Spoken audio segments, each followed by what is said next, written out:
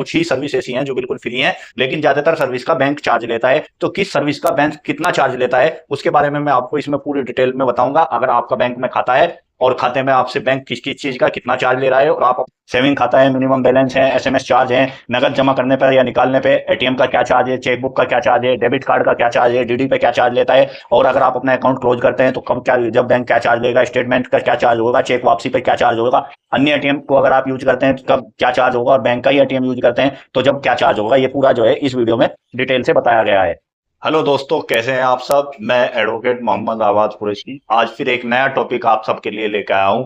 आज का टॉपिक जो है बड़ा ही खास है, बहुत ही खास है। आपके सभी लोगों के जो है बैंक में अकाउंट होते हैं, और बैंक अकाउंट को मेंटेन करने के लिए, अकाउंट खोलने के लिए अलग अलग बैंक चार्ज लेता है, और आपके सबके बैंक में खाते होते हैं, लेकिन आपको जो है ये नहीं पता कि आपसे बैंक किस चीज का कितना चार्ज ले रहा है। अलग अलग बैंकों के अलग अलग चार्ज हो सकते हैं। आपका सेविंग अकाउंट हिंदुस्तान के किसी भी बैंक में हो सकता है, और सभी बैंक जो है आपके खाता मेंटेन करने का, खाते पे एसएमएस का, अदर्स बहुत सारी सर्विस होती हैं, उन सब सर्विसों के अलग अलग चार्ज लेते हैं। कुछ ही सर्विस ऐसी हैं जो बिल्कुल फ्री हैं, लेकिन ज्यादातर सर्विस का बैंक चार्ज लेता है। तो किस सर्विस का बैंक कितना चार्ज लेता है उसके बारे में मैं आपको इसमें पूरी डिटेल में बताऊंगा। अगर आपका बैंक में खाता है और खाते में आपसे बैंक किस किस चीज का कितना चार्ज ले रहा है, और आप अपने खाते को किस तरह मेंटेन कर सकते हैं जिससे आपका कम से कम चार्ज कटे, तो वो पूरी डिटेल में इस वीडियो में बता रहा हूं। आप वीडियो को पूरा देखें, इसकी बिल्कुल ना करें। वीडियो अगर आपको अच्छी लगे तो लाइक करें, शेयर करें, सब्सक्राइब करें।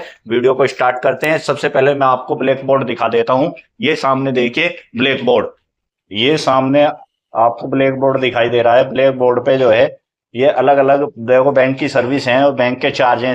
सेविंग खाता है, मिनिमम बैलेंस है, एसएमएस चार्ज है, नगद जमा करने पर या निकालने पे एटीएम का क्या चार्ज है, चेकबुक का क्या चार्ज है, डेबिट कार्ड का क्या चार्ज है, डीडी पे क्या चार्ज लेता है, और अगर आप अपना अकाउंट क्लोज करते हैं तो कब क्या, जब बैंक क्या चार्ज लेगा, स्टेटमेंट का क्या चार्ज होगा, चेक वापसी पे क्या चार्ज होगा, अन्य एटीएम को अगर आप यूज करते हैं तो कब क्या चार्ज होगा, और बैंक का ही एटीएम यूज करते हैं तो जब क्या चार्ज होगा, ये पूरा जो है इस वीडियो में डिटेल से बताया गया है। तो आपने बोर्ड पे देख लिया है कि बैंक का क्या चार्ज है, तो हम जो है इसी बारे में बता रहे हैं। अगर आप अपना सेविंग खाता हिंदुस्तान के सबसे बड़े बैंक एसबीआई, भारतीय स्टेट बैंक में खोलते हैं तो सेविंग खाता खोलने का कोई भी चार्ज बैंक नहीं लेता है, ना एसबीआई लेता है, ना आईसीआई लेता है, ना एचडीएफसी लेता है। लेकिन आपके सेविंग खाते की एक लिमिट बैंक तय कर देता है, उसका मिनिमम बैलेंस आपका तय कर देता है। अगर वो आप मेंटेन नहीं करते तो अलग अलग बैंकों का अलग अलग चार्ज होता है। जैसे एसबीआई का किसी अकाउंट का 1,000 रुपए बैलेंस मिनिमम बैलेंस है, किसी का 3,000 है, किसी का 5,000 है।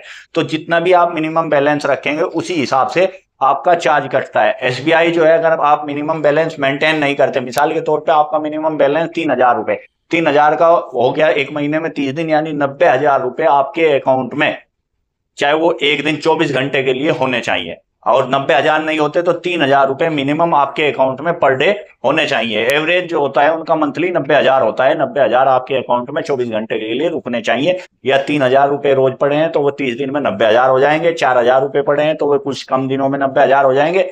अगर आप मिनिमम बैलेंस मेंटेन करके चलते हैं तो आपको कोई चार्ज नहीं लगेगा। अगर आपका मिनिमम बैलेंस मेंटेन नहीं होता तो एसबीआई मिनिमम 100 रुपए काटता है, आईसीआई 100 रुपए प्लस 5% जो मिनिमम बैलेंस में डिफरेंस होगा उस पर लगाता है, और एचडीएफसी जो है वो 600 रुपए मिनिमम बैलेंस अगर आप मेंटेन नहीं करते हैं तो 600 रुपए आपका काटता है। अब बात करते हैं एसएमएस चार्ज की। अगर आपका अकाउंट है और उस पर एसएमएस चार्ज की सर्विस अवेलेबल है तो अलग अलग बैंकों में जो चार्ज है उसमें क्वार्टरली चार्ज होगा। क्वार्टरली यानी हर 3 महीने में, एसबीआई हो, आईसीआई हो, एचडीएफसी हो, 15 रुपए हर तीसरे महीने आपका एसएमएस का चार्ज लेता है। अब आगे बात आ गई नगद निकासी और नगद जमा करने की। तो एसबीआई के बारे में मैं आपको बता रहा हूं, 3 बार आप उसमें नगद जमा करिए या 3 बार उसमें से नगद निकाल लिए, कोई चार्ज एसबीआई नहीं लेगा। लेकिन अगर आप 3 बार से ज्यादा नगद निकासी या नगद जमा करते हैं तो 50 रुपए पर प्लस जीएसटी पर निकासी पे और पर जमा करने पे, या निकालने पे, जमा करने पे एसबीआई चार्ज लेगा। और अब आप एटीएम का, एसबीआई का या आईसीआई का, एचडीएफसी बैंक का एटीएम बनवाते हैं तो उसके भी अलग अलग चार्ज हैं।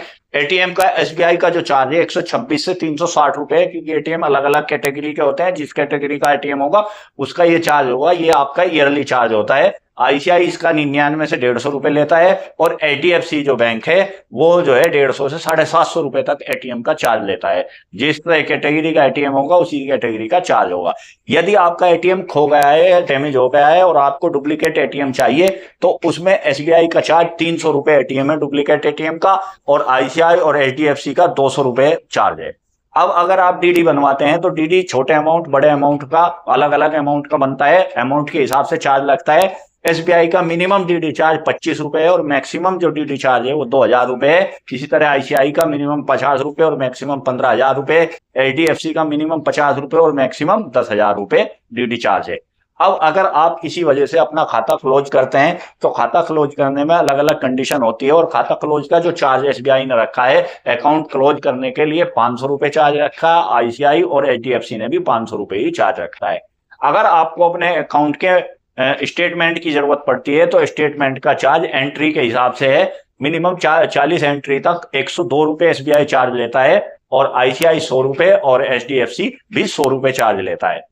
अब चेकबुक का आ गया, 10 की चेकबुक बना के एसबीआई देता है। चेकबुक अगर आप बैंक से प्राप्त करते हैं तो उसका चार्ज एसबीआई का 30 रुपए, आईसीआई का 20 रुपए और एचडीएफसी का 75 रुपए चार्ज है। 10 चेकबुक की चेकबुक आएगी। इससे ज्यादा की अगर चेकबुक लेंगे तो उसका अलग अलग चार्ज होगा। अन्य बैंक एटीएम का अगर आप यूज करते हैं तो उसमें जो है अगर आप जो है पहले सम के एटीएम का यूज करें 5 ट्रांजेक्शन फ्री होती हैं, और 5 ट्रांजेक्शन के बाद जो है चार्ज लगता है अपने भी एटीएम में। अब रही बात दूसरे एटीएम में, यानी दूसरा आप एसबीआई का कार्ड है, आप पीएनबी का एटीएम यूज कर रहे हैं, आईसीआई का यूज कर रहे हैं, या आईसीआई का कार्ड है आप एसबीआई का यूज कर रहे हैं, या किसी अन्य बैंक का एटीएम का यूज कर रहे हैं, तो एटीएम जब आप दूसरे का यूज करते हैं तो 5 ट्रांजेक्शन तो आपकी फ्री है अपने वाले एटीएम पे। अन्य का जब आप यूज करेंगे, अगर आप कैश ट्रांजेक्शन करते हैं तो 20 रुपए पर ट्रांजेक्शन आपकी लगेगी, और अगर आप ऐसे ही कुछ और चेक करते हैं मिनिमम बैलेंस अगर अदर्स या कोई चीज चेक करते हैं एटीएम कार्ड लगा के एटीएम यूज करते हैं तो 8.5 रुपए पर यूज आपका चार्ज उसमें देना पड़ेगा। तो ये अलग अलग चार्ज थे जो मैंने आपको बताए हैं, आपको अच्छी तरह समझ में आ गया होगा। फिर भी अगर आपकी कोई क्वेरी रह गई हो तो इस पे कमेंट्स करें, और वीडियो आपको कैसी लगी इसका भी कमेंट्स करें। अच्छी लगी हो तो लाइक करें, शेयर करें और चैनल को सब्सक्राइब करें। Thanks for watching this video.